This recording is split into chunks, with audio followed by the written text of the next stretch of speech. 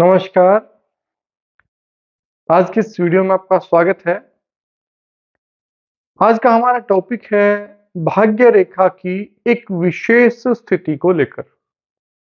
आज हम उसी पर विस्तार से चर्चा करेंगे। काफी लोगों के हाथ में देखने में आता है कि उनकी भाग्य रेखा जो है वो चंद्रमा से शुरू होती है और यहाँ चंद्रमा से शुरू होकर शनि पर्वत की ओर जाती है और कहीं कहीं की तो बिल्कुल सीधी शनि तक पहुंचती भी है। ये भाग्य रेखा वैसे तो बहुत अच्छी है, ऐसे व्यक्ति को भाग्य का साथ अच्छा मिलेगा। लेकिन इस भाग्य रेखा में एक बदलाव है कि यहाँ शनि रेखा केतु से शुरू नहीं हो रही, चंद्रमा से शुरू हो रही है। इसका फल क्या होगा, इसमें क्या विशेष अंतर पड़ेगा, ये हम इस वीडियो में समझने की कोशिश करेंगे। तो सबसे पहले हमें चीज देखनी है कि चंद्रमा से भाग्य रेखा शुरू हो रही है। चंद्रमा से भाग्य रेखा शुरू होने का मतलब, अब चंद्रमा का मतलब क्या है यहां पर? चंद्रमा हमारी तीन चीजों को प्रभावित करता है। एक, मन या विचार। दूसरा रहता है स्त्री, लेडीज के रिलेटेड भाव होता है, स्त्री कारक है।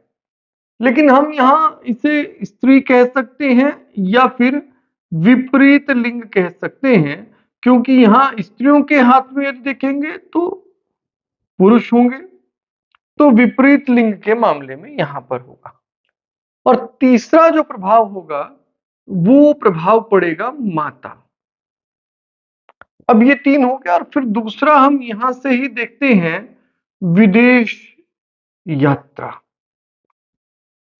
तो ये तीन चार चीजें आपको यहां चौथे स्थान, यहां पर चंद्रमा के स्थान पर, ये जो एरिया है चंद्रमा का, यदि इसमें आपकी भाग्य रेखा निकल रही है तो यहां से प्रभाव पड़ेगा। अब ये सामान्यतः क्या माना जाता है, ये जिन लोगों के हाथ में रहती है हम ये मान लेते हैं कि ऐसे व्यक्ति का भाग्योदय विवाह के बाद होता है। आमतौर पर यही देखा जाता है, ये विवाह के बाद भाग्योदय का संकेत होता है। जैसे ही विवाह होता है ऐसे व्यक्ति का भाग्योदय हो जाता है। अब आप इसे दूसरे एंगल से देखने की कोशिश करें।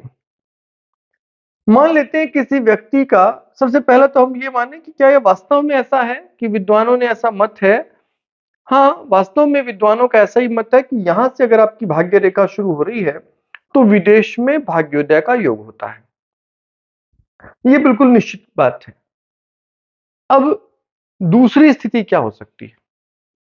सबसे पहले तो हमने यही स्थिति मानी कि विवाह हुआ और भाग्योदय हो गया।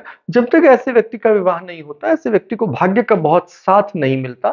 अब बहुत लोग ऐसे मिलेंगे आपको जीवन में जो कहेंगे कि जैसे ही विवाह हुआ तो मेरी पत्नी ऐसी भाग्यशाली आई कि एकदम से मेरा भाग्य बदल गया और मैं तरक्की करने लगा।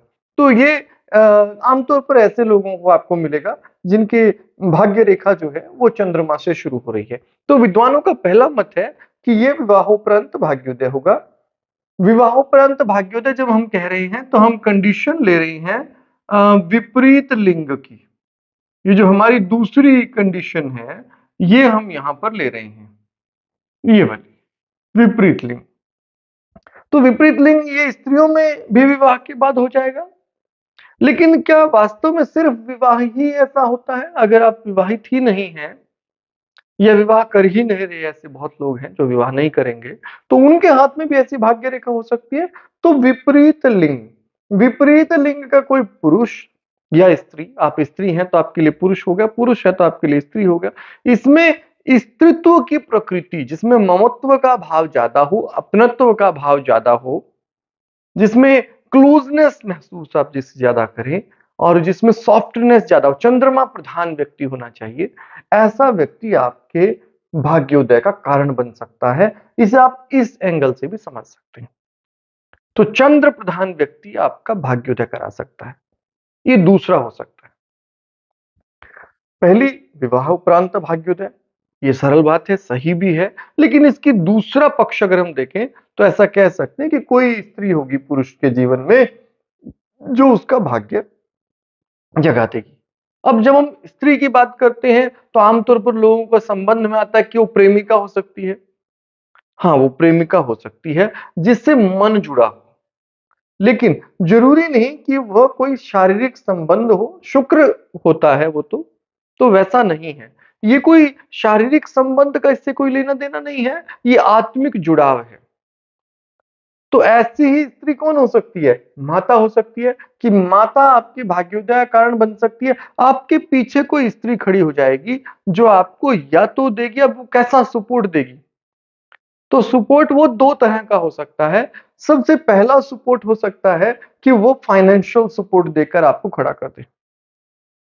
ऐसा हो सकता है कि आपकी माता या पत्नी वो बड़े समृद्ध परिवार से हो और वो आपको फाइनेंशियल सपोर्ट कर दे और आपको आगे बढ़ने में मदद करे।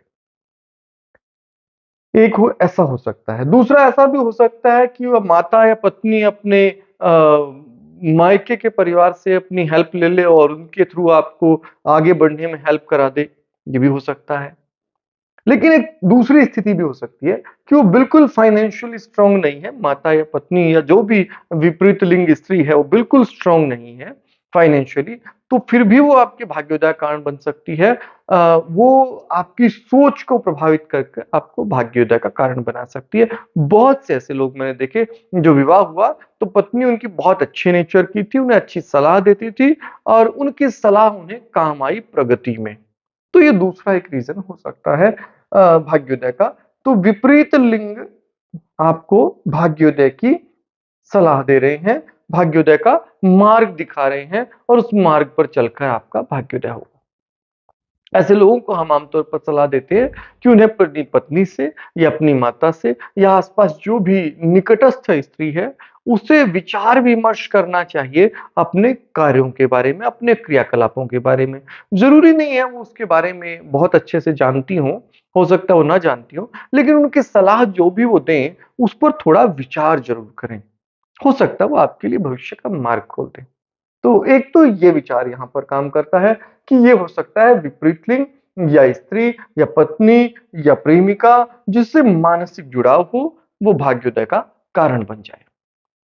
दूसरा, चंद्रमा लंबी दूरी की यात्राओं का भी कारक होता है। थोड़ा सा ऊपर से शुरू हो रही है अगर, तो यहां पर यात्रा की संभावना ज्यादा होती है। थोड़ा नीचे होती है तो यात्रा की संभावना थोड़ी सी कम होती है। लेकिन आमतौर पर यहाँ ये भी संभावना हम कह सकते हैं, यदि आपकी चंद्र रेखा यदि आपकी भाग्य रेखा चंद्रमा से शुरू हो रही है तो लंबी यात्रा या दूर स्थान पर जाने से भाग्य जाग सकता है। विदेश यात्राओं से भाग्योदय हो सकता है। ऐसा आदमी विदेश गया तो भाग्य जाग गया। अपने मूल स्थान को बदलकर कहीं दूर गया, दूर स्थान पर गया। मान लीजिए कोई दक्षिण भारत का व्यक्ति उत्तर भारत में आ गया, उत्तर भारत का व्यक्ति दक्षिण भारत में चला गया, जहां कल्चरली इमोशनली लोग थोड़े से अलग तरह के हों, भाषाई रूप से थोड़े से अलग तरह के हों या उनके पारंपरिक रूप से थोड़े अलग तरह के हों, थोड़े बहुत अंतर, बस ज्यादा नहीं है, तो ज्योतिष में इसे एक तरह से दूरस्थान की स्थिति मानी जाती है। अगर आप एक पूर्वोत्तर का आदमी जो है, अगर वो राजस्थान आ जाता है, राजस्थान का आदमी जो है वो बिहार चला जाता है, ये सब स्थितियां बन सकती हैं। तो ऐसी स्थिति में भी आप ये मान के चले कि दूर स्थान पर भाग्योदय का योग ऐसे व्यक्ति का हो सकता है। ये विदेश यात्रा को ज्यादा दिखाता है। तो ऐसा हो सकता है कि किसी दूसरे देश में जाने पर आपका भाग्योदय हो जाए। ये दूसरी स्थिति हो सकती है। तो ऐसा भी काफ़ी लोगों के हाथ में देखा गया कि उनकी भाग्य रेखा जो है, वो चंद्रमा के अपर पोर्शन से स्टार्ट हो रही थी और जैसे ही वो विदेश जाते हैं, उनके भाग्य ने ज़बरदस्त बदलाव लिया और वो बहुत उन्नति करने लगे। ये दूसरी स्थिति पैदा हो गई। अब यहाँ ये दूसरा मामला है। अब ये तीसरी बात हम देखें तो माता। माता आपका रोल कर सकती है, माता पक्ष भी, मामा आपकी हेल्प कर सकता है। हालाँकि मामा की हेल्प के लिए बुध बहुत अच्छा होना चाहिए, तभी मामा हेल्प करता है। ब बुध जो है मामा और मौसी का कारक माना जाता है। लेकिन फिर भी हम ये माने चंद्रमा अच्छा होगा तो मातूल पक्ष से सहायता मिल सकती है या मातूल पक्ष से ऐसी सलाह मिल सकती है, ऐसा सहयोग मिल सकता है जिससे उन्नति हो जाए। लेकिन इसकी संभावना कम है। डायरेक्टली माता से सलाह से, माता के स्वभाव से बहुत अच्छा है। आपका भाग्योदय यदि आपकी भाग्य रेखा यदि चंद्रमा से शुरू हो रही है, तो मैं ऐसे लोगों को सलाह देता हूँ, उन्हें माता के सामने नियमित झुकना चाहिए। रोज़ माता के चरण स्पर्श करें, माता से आशीर्वाद लें। आप देखेंगे बहुत जल्दी आपके भाग्य में लाभ होने लगता है। ऐसे व्यक्ति को स्त्रियों के साथ अपने संबंध को अच्छा करना चाहिए, क्योंकि उनके भाग्य की नींव ही स्त्रियों के साथ उनके संबंधों पर टिकी है। वो जितनी उनके प्रति एक तरह से स्नेही रहेंगी, उनके प्रति अपनत्व भाव रखेंगी, जितनी बेहतर उन्हें सलाह देने की कोशिश करेंगी, उतना जल्दी वो तरक्की करेंगे। इसके बाद फिर मन और विचार। ऐसा व्यक्ति यदि लेखन में है, मन के कार्य, सौंदर्य के कार्य, प्राकृतिक सौंदर्य और मन के संबंधी कार्यों में ऐसे व्यक्ति को शीघ्र उन्नति मिलती है, जिसकी भाग्य रेखा चंद्रमा से शुरू हो रही है, कहीं से भी शुरू हो रही है। चंद्रमा मन का कारक है, तो वो चीजें जो मानसिक जुड़ाव पैदा करती हैं, प्राकृतिक सौंदर्य सबसे पहली चीज। दूसरी कल्पनाशीलता, ये चंद्रमा का कारण होता है।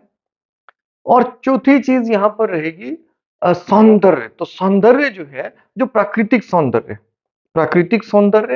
प्राकृतिक दृश्य, प्राकृतिक एक तरह से प्रेम जो है, वो सब, ये सब उन्नति देने वाला होगा। तो ऐसा व्यक्ति यदि काव्य लिखता है तो अच्छी प्रसिद्धि हो सकती है। यदि लेखन में है, जो कल्पनाशीलता पर निर्भर करता है, बहुत अच्छी प्रसिद्धि हो सकती है। तो ऐसे व्यक्ति को लेखन में भी अच्छे भाग्य की संभावना रहती है।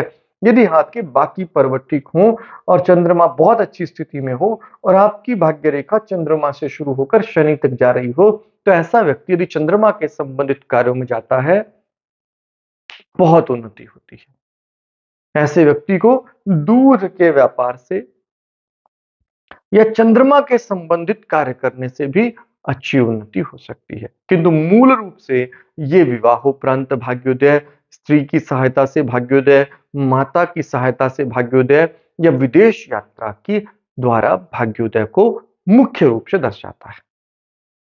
तो मुझे उम्मीद है आप इस विषय को ठीक से समझ गए होंगे। मेरा प्रयास होता है कि आप इसे स्वयं सीखकर स्वयं देखना सीखें। आज की वीडियो में इतना ही। अगली वीडियो में अगले किसी विषय पर बात करेंगे। तब तक आपका दिन शुभ हो। धन्यवाद।